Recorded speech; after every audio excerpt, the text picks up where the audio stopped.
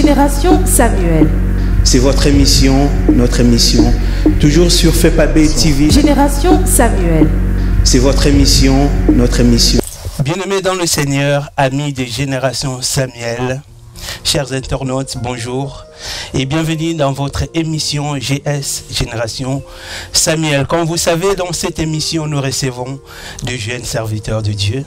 Aujourd'hui, nous avons créé un peu plus loin, nous avons pour vous un serviteur de Dieu, un chantre qu'on va recevoir et il va se présenter.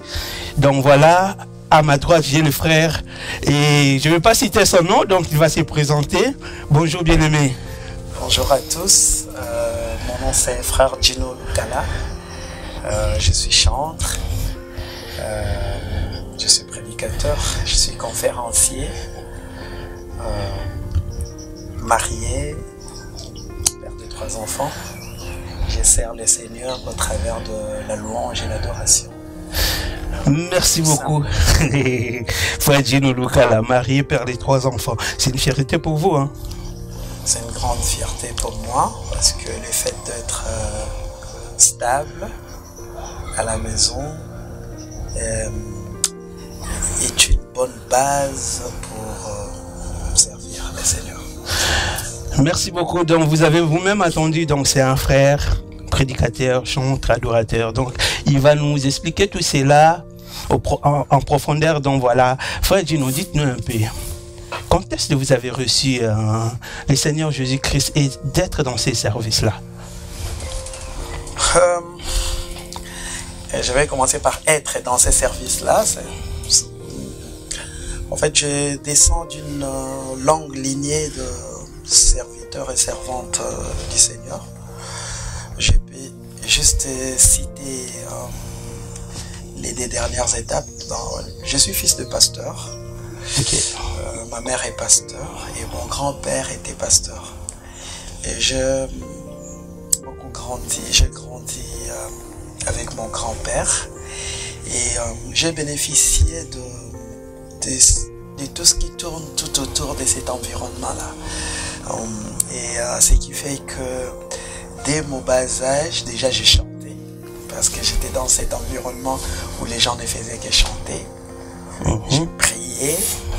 Je sais même au bas âge, j'ai dirigé même la chorale de l'Écodim. J'ai prêché. Quand j'étais enfant, j'ai prêché dans le culte familial, la soirée.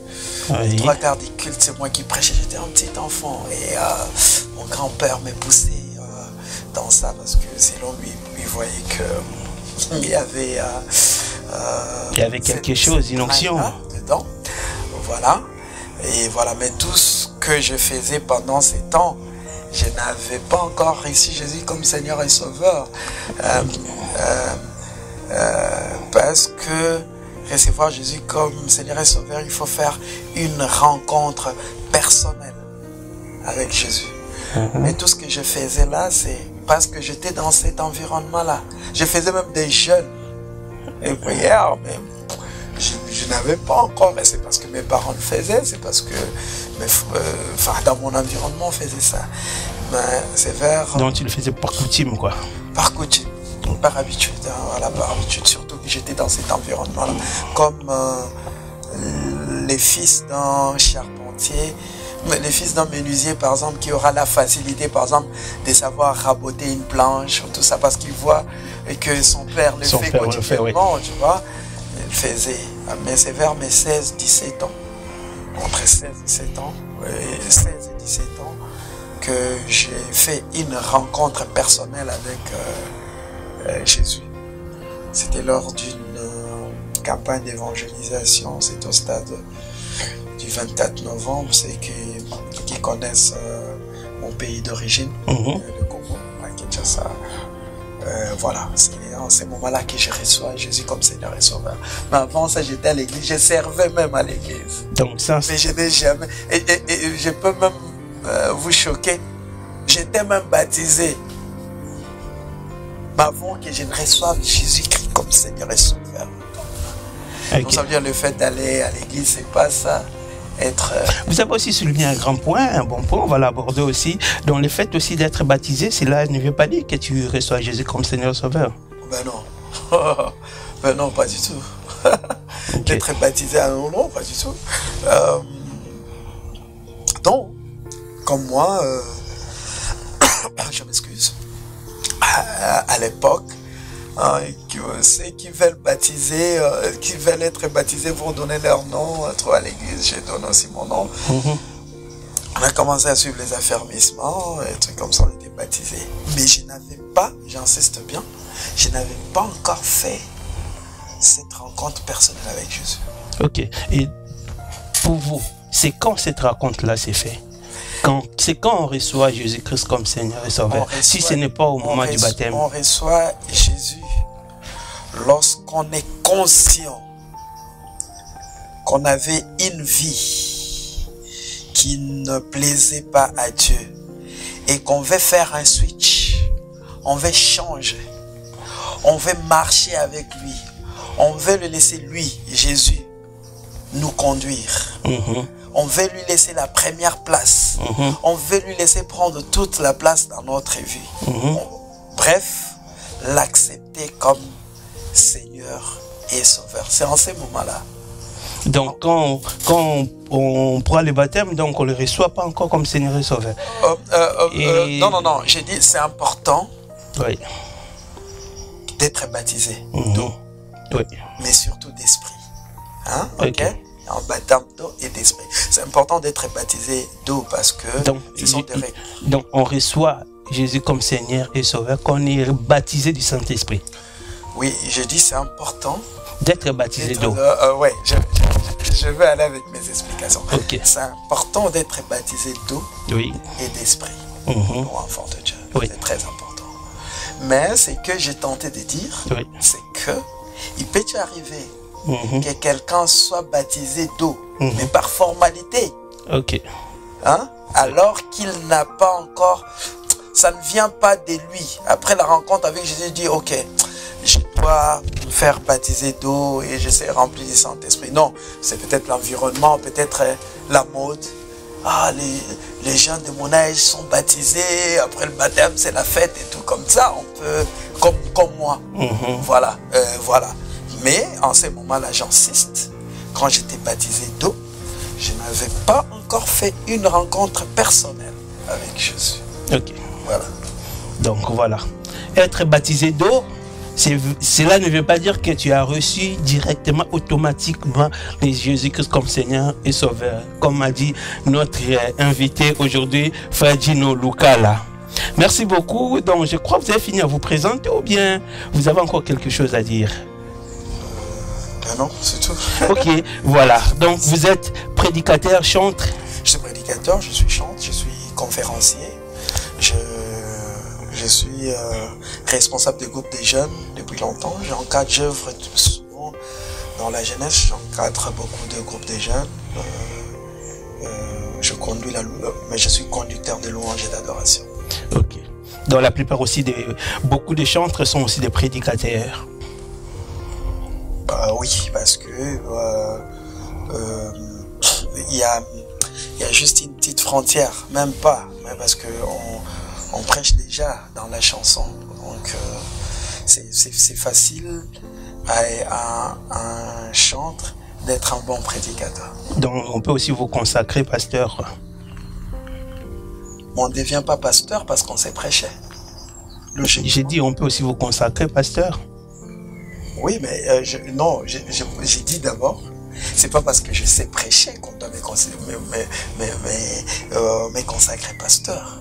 Et pour me consacrer pasteur, je dois avoir l'appel à ces ministères-là. On ne consacre pas quelqu'un parce qu'il prêche. Parce que normalement, logiquement, tout enfant de Dieu, nous qui allons à l'église, logiquement, on doit savoir exhorter, on doit savoir partager la parole. Tout, c'est pas ce qui doit faire qu'on nous consacre. Donc, et vous n'avez pas cet appel-là en vous-même, vous le savez ou vous ne le savez pas encore? Si vous avez cet appel-là du pastorat ou bien... Ça c'est moi. Ça c'est moi. Mais chaque chose a son temps. C'est très important. Okay. Nous répondons d'abord. Vous avez cet appel-là de pastorat ou pas? En tout cas, je ne suis pas pasteur. Je suis un frère simple à l'église. Ok, un simple frère prédicateur. Oui, je prêche. Oui. Et un jour, si on vous trouve, vous devenez pasteur. Parce que cette émission, ça, c'est Si la un télévision, jour- les images restent. Si un jour je deviens pasteur, alors là, je serai vraiment un bon pasteur. D'abord un vrai pasteur. Mais si vous n'avez pas l'appel, comment est-ce que vous allez devenir? Je n'ai pas dit que je n'ai pas l'appel. J'ai dit que c'est pas encore mon temps. Ah, vous avez dit que ce n'est pas votre temps. C'est pas encore mon temps. Ok. Moi, je crie que vous n'avez pas l'appel. Donc, vous avez cet appel-là aussi. Non, je parle du présent, là, comme on est présent. Je disais que pour devenir un pasteur, comme vous dites là, il faut avoir l'appel. D'abord cet appel Oui. au ministère, et que un mentor ou un père spirituel ou un encadreur spirituel ou qui sais-je décèle en vous, commence à vous former dans ce sens-là, et le moment venu, au bon moment, au temps fixé par Dieu, on vous consacre. C'est pas parce que moi je prêche, c'est pas parce que j'encadre les gens, c'est pas parce que je fais des conférences, c'est pas parce que je fais un truc qu'automatiquement on doit me consacrer pasteur. C'est ce que j'ai tenté de dire. Ok, merci beaucoup. On va pas tarder là-dessus. Mais on va entrer un peu dans ce que vous êtes, ce que moi je vous connais, musicien, chanteur. Donc on va parler plus de ça. On voulait un peu discuter avec vous, frère Gino. Quelle place vous occupez dans l'église, dans un culte, vous les musiciens? Vous occupez quelle place? Bon. Donc la musique a une place dans les cultes, dans l'église. Okay. Et quelle est cette place-là? Ok. D'abord, dans la musique, quand on dit vous les musiciens, c'est les gens qui jouent aux instruments. Hein. Ok. Moi, par exemple, je suis chanteur, donc ouais, je chante. Donc en général, vous n'êtes pas tous les musiciens. Les musiciens, c'est juste ceux qui jouent aux instruments. C'est ceux qui jouent aux instruments qui sont musiciens. Donc ceux qui chantent, les autres, c'est votre domaine, non? C'est pas dans nous. On vous généralise, on sait que non, tous ceux qui chantent et ceux qui jouent. Merci beaucoup de nous éclaircir. Voilà. Je peux vous le concéder dans le sens où nous tous nous faisons la musique. Ok. Mais je crois que vous parlez du chantre à l'église, hein? C'est ça la teneur de votre question, la place. La musique en général. Ok. Les chanteurs, ceux qui jouent donc les chanteurs et les musiciens, vous tous, quelle place vous donc les chants, quelle place ça s'occupe dans l'église? Ok. La musique en soi est d'abord un très bon canal, fluide au travers lequel on peut passer l'adoration vers le Seigneur. La musique. Oui. C'est un instrument, c'est un canal. Il y a tant d'autres, mais c'est un canal que nous utilisons pour donner l'adoration au Seigneur. Ça, c'est déjà la musique, parce que vous avez votre question, c'était la musique et les musiciens. Donc maintenant, nous les musiciens, les chantres, notre place dans le culte.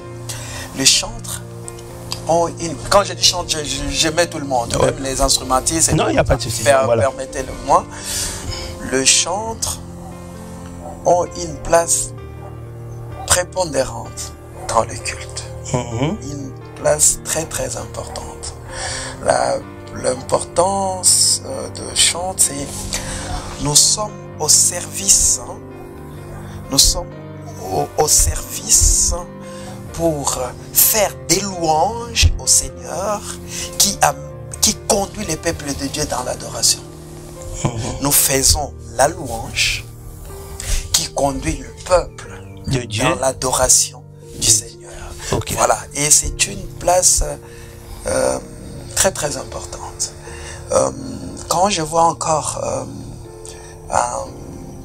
dans l'histoire de la vie du peuple de Dieu, pour ne pas citer Israël à l'époque antique, quand il y avait des conquêtes, quand il y avait des batailles, on prenait les chantres, on prenait des gens qui jouaient des trompettes, on les mettait devant, l'armée derrière, on les mettait devant, parce que l'adoration, les chants qui adorent, cet acte-là a une grande puissance.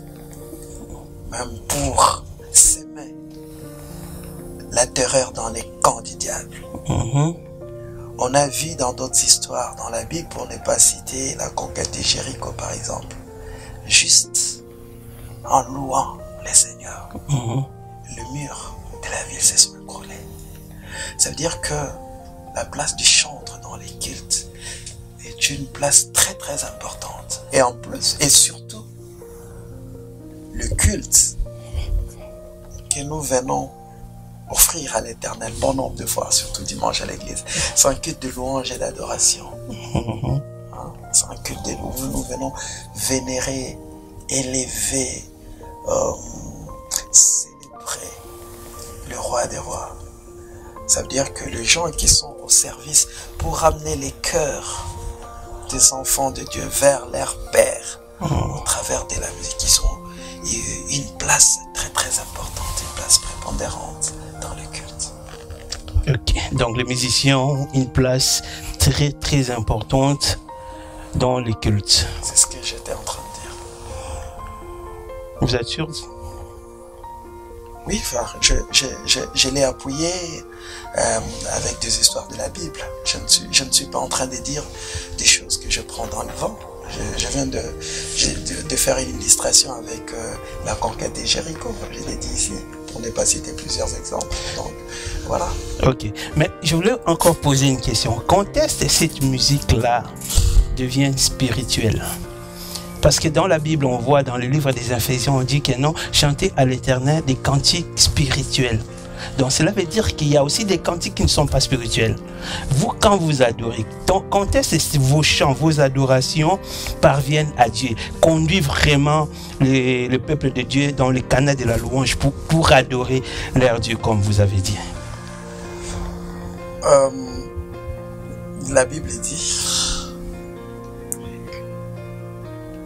l'heure est venue. Je crois que c'est quoi dans Jean, c'est Jean de mémoire. L'heure est venue. Et elle est déjà là. Où les vrais adorateurs adoreront le Père en esprit et en vérité. Car ce sont ces adorateurs-là que le Père recherche. Et la suite du verset, le verset qui suit, il dit: Dieu est esprit. Et ceux qui l'adorent doivent l'adorer en esprit et en vérité. Si je dois répondre à votre question, déjà, quand je viens adorer les seigneurs, quand j'arrive, j'adore les seigneurs, je dois me mettre dans les conditions. Parce que vous savez, Dieu n'est pas chair. Dieu est esprit. Et nous sommes humains, nous avons la chair, nous sommes physiques. Pour que nous puissions nous connecter à lui, nous devons nous remettre, en fait, pour qu'il y ait, enfin, les mains ne peuvent pas soulever la paille. Donc, pour avoir ces symbioses-là, il faut... Oui, voilà, il faut qu'on les fasse en esprit. Donc, nous devons nous disposer par rapport à l'esprit, à son esprit qui est en nous, faire connecter cet esprit-là à lui. Parce que l'adoration, c'est un acte d'esprit, c'est la connexion, en fait. Là, nous parlons de la connexion de l'esprit de Dieu qui est à nous et lui qui est esprit. Donc, pour répondre facilement à votre question, ça veut dire quand je vais chanter, je me mets dans la disposition de quelqu'un de spirituel pour me connecter à Dieu. Ok. Donc, la spirituelle, c'est seulement pendant le culte ou bien c'est votre vie? L'adoration ou la vie de l'adorateur. L'adoration en soi, c'est un état d'esprit. L'adoration, ce n'est pas chanter. Parce qu'il y a un bon nombre de fois on confond. L'adoration, ce n'est pas chanter. Être adorateur. Bon, je peux donner je peux expliquer. Oui. Vous pouvez me donner le temps d'expliquer. C'est pour cela que vous êtes là. Je vais expliquer. Il y a des types d'adorateurs.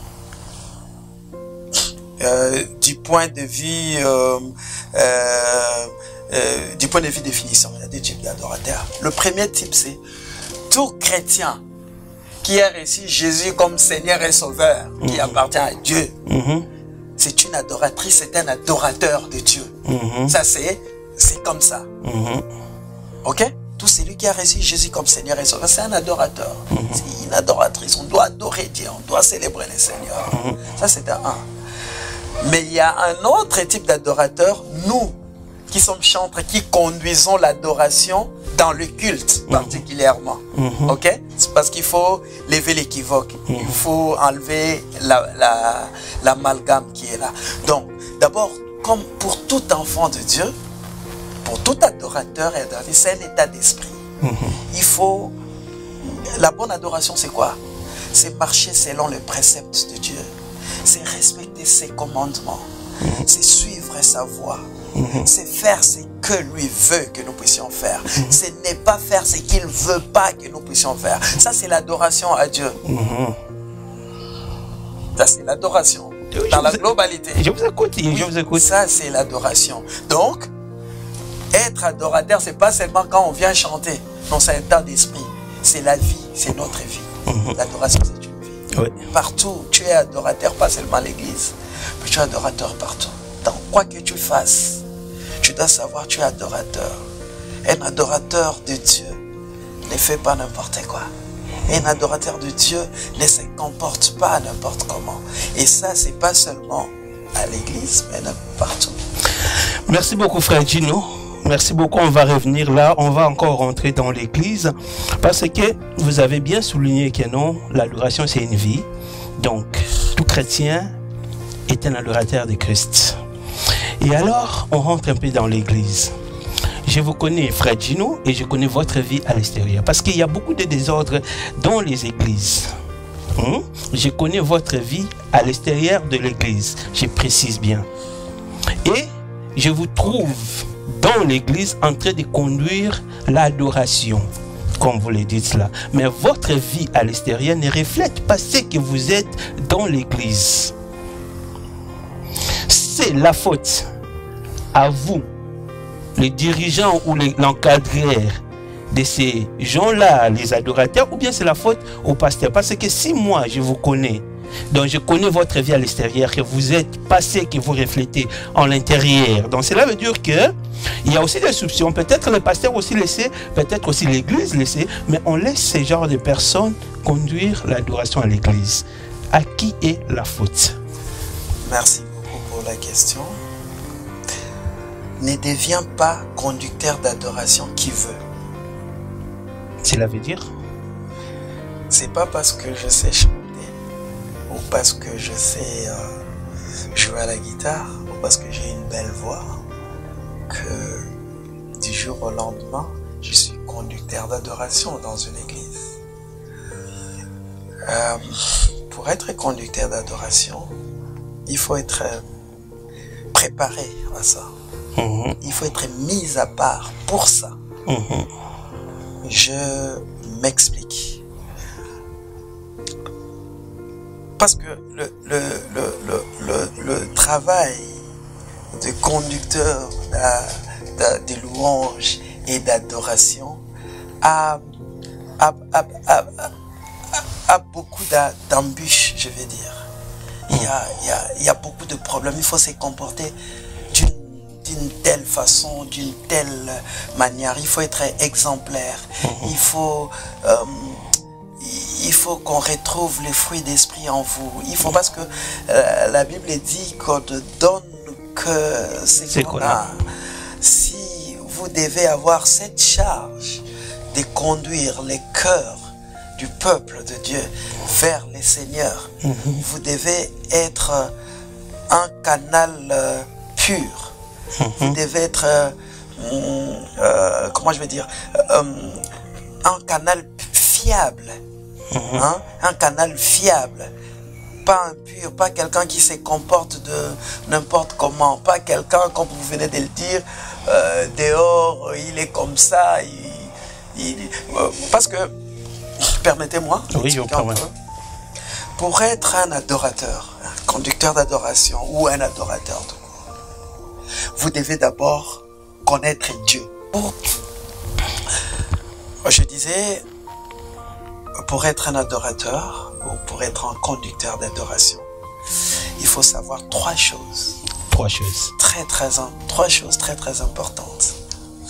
Il faut d'abord connaître Dieu, personnellement. Oui. Connaître Dieu. Deuxièmement, il faut connaître la parole de Dieu. Troisièmement, il faut être bien encadré. Connaître Dieu, connaître la parole de Dieu et bien encadré. Être bien encadré par un mentor, un pasteur ou un encadreur, que sais-je encore.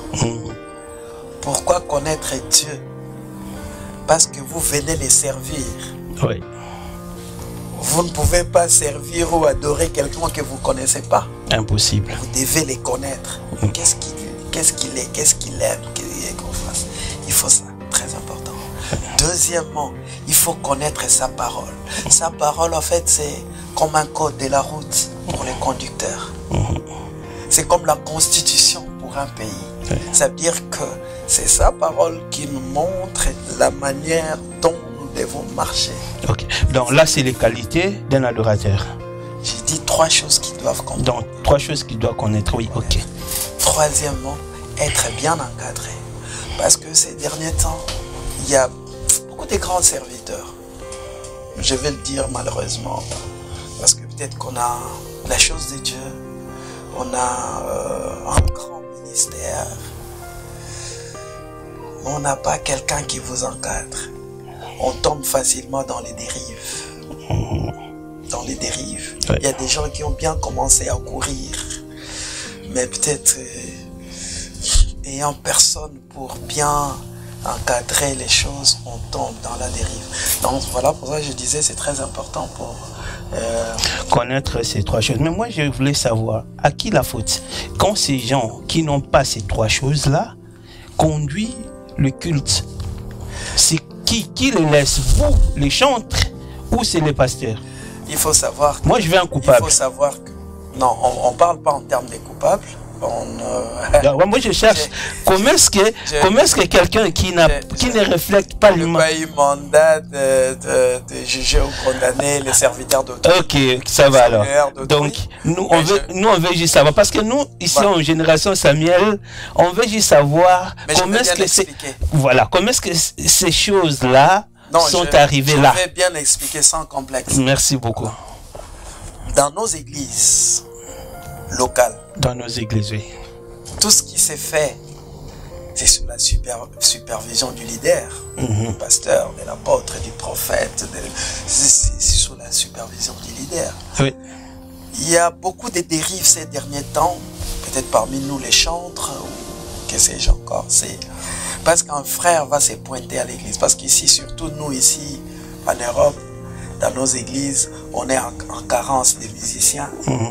Carence des clavéristes, des chantres. Lorsqu'un frère débarque à l'église, il a une très très belle voix. Il joue bien la guitare. Tout de suite, on le fait passer. Non, on ne cherche pas à savoir sa vie. Non. On le fait passer tout de suite, chantre, et pour mieux le garder, on peut même le bombarder, responsable des chorales, parce qu'il a les talents. Mais on n'a pas eu le temps de les former. On n'a pas eu le temps de l'informer. On n'a pas eu le temps de bien l'encadrer. Ok. Former. L'informer et l'encadrer. Alors, qui permet toutes ces choses? Non, je viens de dire que tout ce qui se passe à l'église, c'est sous la supervision des leaders. Le leader. Donc, un chantre, oui, je disais d'emblée comme ça que ne devient pas conducteur de louange, il chante qui veut. Ok. Ça veut dire que un frère, vous décelez un talent à lui. Vous décelez la chose de Dieu en lui. Vous voyez qu'il pourrait être bénéfice pour les corps du Christ. Vous le prenez, vous les formez. Frère, pour ça, les ministère auquel tu aspires comme ça, il faut marcher comme ça, il faut faire ceci, ceci. Vous l'informez sur des choses qu'il doit faire et qu'il ne doit pas faire. Vous l'encadrez. Comme ça, vous aurez de bons adorateurs, de bons chantres à l'église et des bons trucs. Et il n'y aura pas trop de dérives. Trop souvent, des dérives comme ça parce que on ne prend pas le temps de bien encadrer, de bien serrer même. De bien serrer même. Le chantre ou les adorateurs. On va y revenir parce qu'il faut qu'on trouve une solution quand vous êtes là. On va y revenir. Mais le problème, vous avez souligné un point, les leaders, les prophètes, tous les responsables de l'église. Les responsables de l'église. Et aussi, ces gens-là, ils ne sont pas supervisés. En fait, ce que j'ai dit pour les chantres. Non, les chantres ils sont supervisés par les leaders. Mais les leaders. Je suis d'accord. Les leaders et le leader. Je suis d'accord. Oui. C'est que j'ai dit pour les chantres. C'est valable pour tous serviteurs de Dieu. Ok, mais eux là, et qui prennent les décisions, souvent les décisions qui sont mauvaises, qui les supervise alors? Vous savez que l'église. Oui. Parce que l'église, c'est pas à lui, c'est pas au pasteur ou au leader. Les églises des pasteurs. Je regarde la caméra, j'ai dit. On doit cesser d'avoir les églises des pasteurs. L'église doit l'église doit être l'église du Christ, l'église de Jésus. Si cette église est l'église de Jésus, comme Dieu c'est un Dieu d'ordre, ça veut dire qu'à l'église on est organisé. Oui. Il y a des diacres, il y a des anciens, il y a des trucs. Dans mon parcours avec les seigneurs, j'ai vu dans les églises un pasteur qui a fauté. L'église a fait une réunion, le responsable d'église, les diacres, les anciens ont fait une réunion. On a suspendu les pasteurs qui s'asseyent pendant le temps qu'ils recherchent encore les seigneurs et tout. J'ai vu ça parce que l'église était organisée. C'est pour ça que j'ai dit, on doit laisser... Dieu, c'est pas la mode. Ces derniers temps, on tombe trop sur la mode. Quand j'ai grandissé, c'était plus... Ah, tu vas où? Tu vas prier où? Je vais prier à l'église, peut-être la foi en éternel, ou à l'église, voilà, l'église. Maintenant, c'est que je vais prier à l'église des pasteurs bienvenus. Je vais prier à l'église de pasteur Gino.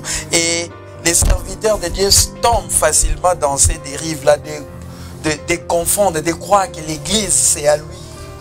L'église est à Jésus. Alors si c'est l'église est à Jésus, comme je disais tantôt, donc on doit être organisé. Personne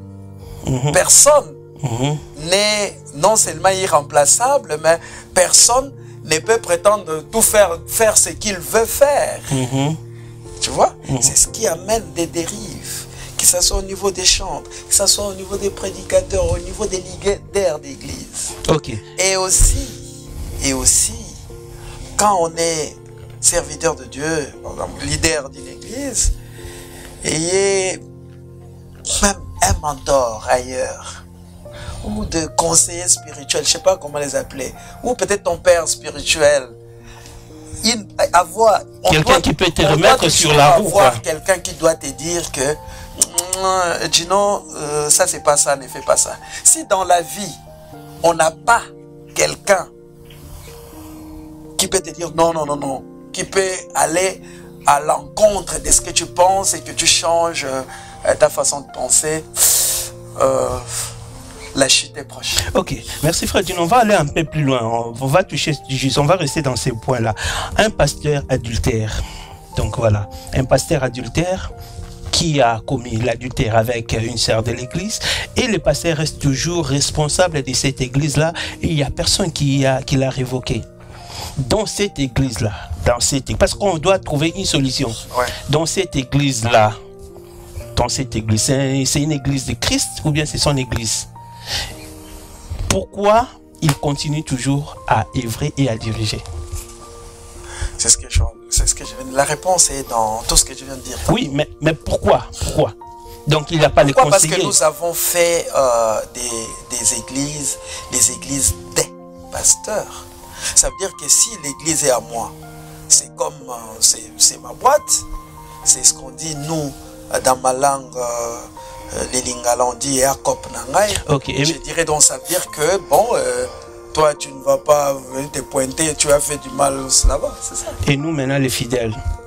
Justement, c'est ce que je dis à l'église. Nous, enfants de Dieu. En fait, les enfants de Dieu que nous sommes devons croître du jour au jour. Nous devons, la Bible dit, hein, on doit commencer peut-être comme un bébé à prendre le lait, après à prendre de repas un peu solides, après à croquer l'os. On ne peut pas venir à l'église des années en année, mais on est toujours bébé spirituel, on doit croître. Ça veut dire quoi? Quand j'ai lis la parole de Dieu. Non, un chrétien doit toujours lire la parole de Dieu. Non seulement lire. Merci beaucoup, frère Gino. J'ai vu que vous êtes en train de bien parler là des croissances des bébés spirituels. Méditer. Je vous coupe un peu la parole, donc, parce que dans cette émission, quand vous commencez à développer un sujet qui est important pour la personne, les bébés spirituels qui nous regardent là, vous pouvez les parler. Donc, vous avez 5 minutes à enseigner ces bébés spirituels de croître. Voilà, vous avez 5 minutes pour prêcher la personne qui vous regarde maintenant. Ok. Nous sommes venus à Jésus. Quand nous avons accepté Jésus comme Seigneur et Sauveur, nous étions comme des enfants, des bébés. Mais à un certain moment, un bébé, il fait des pas, il tombe, il essaie de se relever. Et après quelques années, un bébé, il marche, un bébé, il commence à croquer l'os. C'est comme nous qui sommes enfants de Dieu. À l'église, quand nous venons à l'église, nous devons croître. C'est très important la croissance d'un chrétien. La croissance d'un chrétien, c'est dans quoi? Dans la méditation de la parole. Hein? D'abord, mettre en pratique ce qu'on nous prêche et surtout méditer nous-mêmes la parole de Dieu. C'est très important. C'est très important. Et ce qui fait, comme la question qu'on venait de me poser maintenant, si tu ne médites pas la parole de Dieu, si tu n'es pas mature avec le Seigneur, si tu n'as pas eu cette croissance avec le Seigneur, il y aura même des charlatans spirituels qui vont te faire vaciller de gauche à droite. On va te mettre des pieds sur la tête, les mains sur la tête, on va tout te mettre, on va jouer spirituellement avec toi. Pourquoi? Parce que tu n'as pas la connaissance. Mais si tu prends le temps de méditer la parole, tu prends le temps d'étudier la parole de Dieu, tu vas trouver que non, c'est que le frère Gino est en train de parler n'est pas conforme à la parole, parce que quand j'ai lu la parole dit ceci. Et ça va faire qu'il y ait de moins en moins de bêtises à l'église de Jésus. Donc, un conducteur qui me dira, fais ceci, un ordre mal donné, que je vois que la Bible va à l'encontre de ça, je ne vais pas l'exécuter parce que la Bible ne me permet pas de le faire. Donc c'est très important pour toi ma soeur qui est en train de me regarder, toi mon frère qui est en train de me suivre, de grandir avec le Seigneur, de croître avec le Seigneur, de devenir mature. Et quand on devient mature, c'est pour ça que tu vas voir, même quelqu'un, son enfant est malade, par exemple à 3 h du matin, il va déranger son pasteur. Daddy, s'il te plaît, prie pour mon enfant, il a mal à la tête. La personne n'a même pas la capacité de faire une prière pour son enfant. Pourquoi? C'est tout simplement parce qu'il est immature spirituellement. Aspirons à la maturité spirituelle. Grandissons avec le Seigneur, attachons-nous à Dieu, marchons selon ses préceptes, cultivons ce qui est bon envers le Seigneur et surtout méditons la parole pour que nous puissions grandir avec Dieu. Merci. Que Dieu vous bénisse. Merci beaucoup. Merci frère Gino d'avoir prêché. Vous avez souligné un point là, j'ai entendu la maturité spirituelle. Ces églises-là, on doit les fermer ou non? Qu'est-ce qu'on doit faire avec? Lesquelles des églises? Des dadis là qui se sont appropriés, comme vous avez dit, les gablos, c'est Mkop Nanga. Qu'est-ce qu'on doit faire de ces églises-là? Ça ne vient pas de commencer. Même à l'époque de Jésus, il y en avait déjà. Il y avait déjà des faux serviteurs, vous savez. Donc c'est des faux serviteurs, vous savez dire? Oui, je parle de faux serviteurs. La Bible dit, il y a une histoire dans la Bible. On lui explique l'histoire de la bonne herbe et l'ivraie. Ok. Tant que le temps n'est pas venu pour le moissonneur de faire sa montagne. L'ivraie grandira, la bonne herbe grandira. C'est à la fin que le maître de la moisson va faire les tris. Les mauvais serviteurs, les mauvais chantres, les mauvais intercesseurs, les faux prophètes, les faux apôtres, les faux pasteurs, Dieu seul sait, maintenant il y a beaucoup, les faux machins, ils existeront toujours. Ils existeront toujours. Mais toi qui pratiques la parole de Dieu en toute vérité, en esprit, en vérité, continue de faire le bien. Que eux aussi continuent de faire le mal. Mais à la fin, Dieu va juger. C'est Dieu qui jugera. Nous, on n'a rien à faire, mais juste on veut vous signaler, vous les chrétiens qui vont dans des églises, vous allez comme des animaux, mais arrêtez, comme le frère Gino vient de prêcher, croissez spirituellement, c'est très important de croître. Merci beaucoup, frère. Revenons un peu à la musique. Où en êtes-vous maintenant avec votre musique, frère Gino? Parce que moi, je suis l'un de vos fans. Je vous ai suivi partout, vous les connaissez, vous les savez bien. Maintenant, où en êtes-vous avec la musique pour vos fans aussi, les adorateurs de Christ, les fans de Jésus. Voilà. La musique, c'est ma vie. Oui. La chanson, c'est ma vie. Bon.